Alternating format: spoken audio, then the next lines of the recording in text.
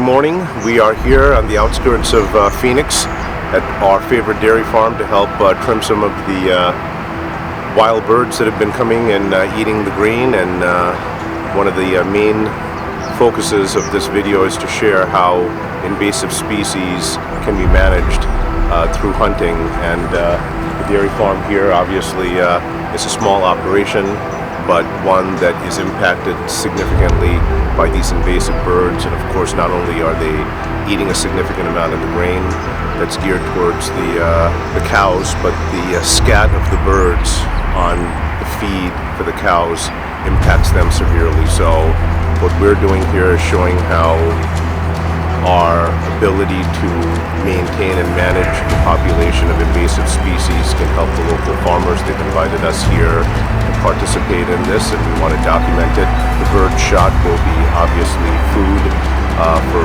locals, as well as a hawk sanctuary, so nothing that we're taking here gets wasted. And looking forward to sharing this very unique and important hunt with you at Hunter's Quest.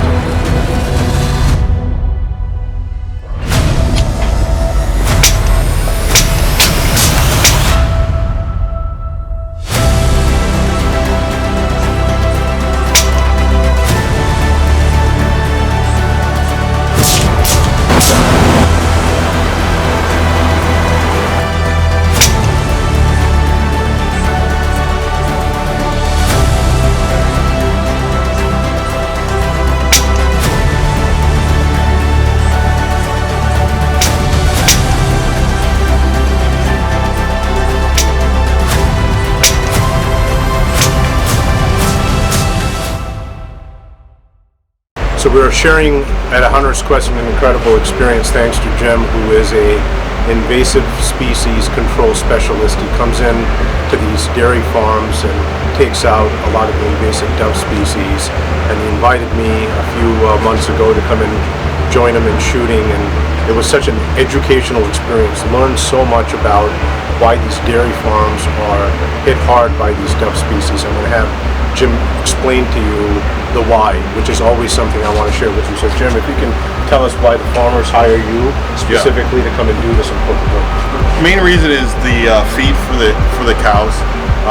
These invasive species, which are Eurasian collar doves and African collar doves, they are on this farm by the thousands, as you've seen. Yes. And they will demolish these white bags, which are called high-tech bags.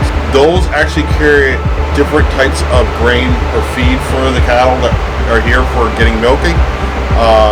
Anywhere from $12,000 for one of these big tubes up to $50,000. The sad part is, with all the birds that land on here, they think it's a free buffet, and they can demolish that whole tube in 1 year. So that's what farmers are not willing to feed these freeloaders that come on a farm when they're trying to fatten up the cows to get more milk and so forth. Absolutely. So my job is to remove the invasive versions of these, which are the Africans and the Eurasian collar doves. There's plenty of invasive birds to take out, and really one of the other things that you said also, and the farmer had mentioned, the scat from the doves in the food that the cows eat can be pretty problematic as well. Yeah, it can get very toxic. The feces is really, really bad. It can make the cows sick. And then that's a bigger vet bill. You figure there's hundreds of cows here, not 2 or 3.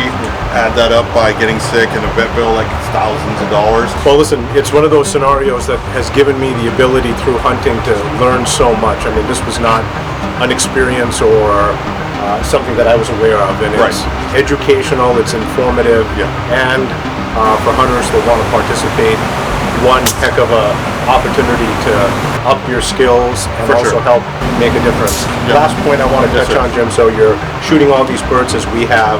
What do we do with the birds? So for the most part, when we shoot these birds, we donate them to big cat rescues, raptor bird rehabilitation centers. Got it. But for the most part, I take some home. I eat them myself. Nothing gets wasted. That's the last point I wanted to touch on. It's an incredible experience. I highly recommend anybody that has the opportunity to participate to do that. Jim is not only somebody that can help with your shooting skills, but also really inform you as to what's going on. It's not just the process of pulling the trigger, but really learning It's the about science behind it. Yeah, everything behind it. Jim, thank you so much No for your problem, time buddy. Thanks, and the Matt. opportunity. Thank you, sir.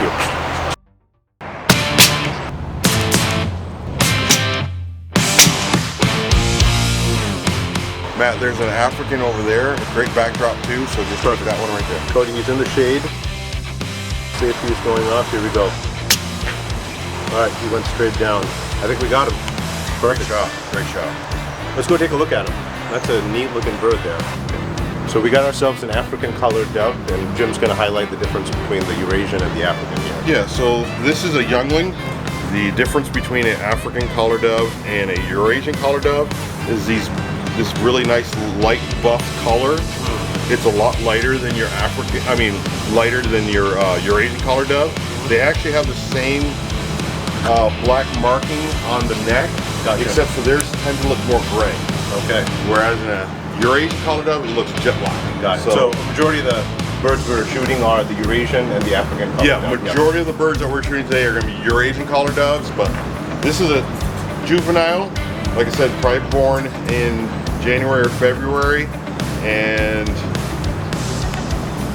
they're probably the most we're going to be shooting today are going to be mostly juvenile. Perfect. Awesome. Go to get on that fence line. There's a bunch of them. I'm going to go to the second one. So here we go. We got two. Got a double. We got our first double, folks. Well done.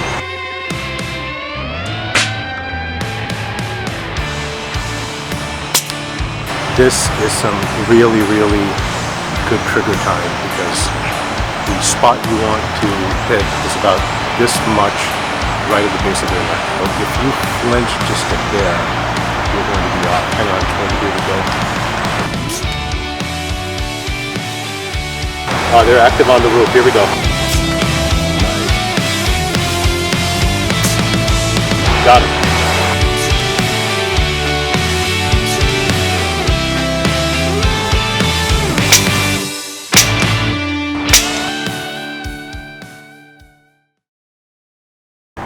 So these are the Eurasian doves that we're taking out. It's the vast majority of the animals, the birds that are affecting this dairy farm. A lot of activity here. Backdrops are important, making sure vehicles, people are out of the way. It's a fine dance, so there's a lot of areas you can't shoot. But when you do get the shot opportunities, you got to make it count, and I think we have.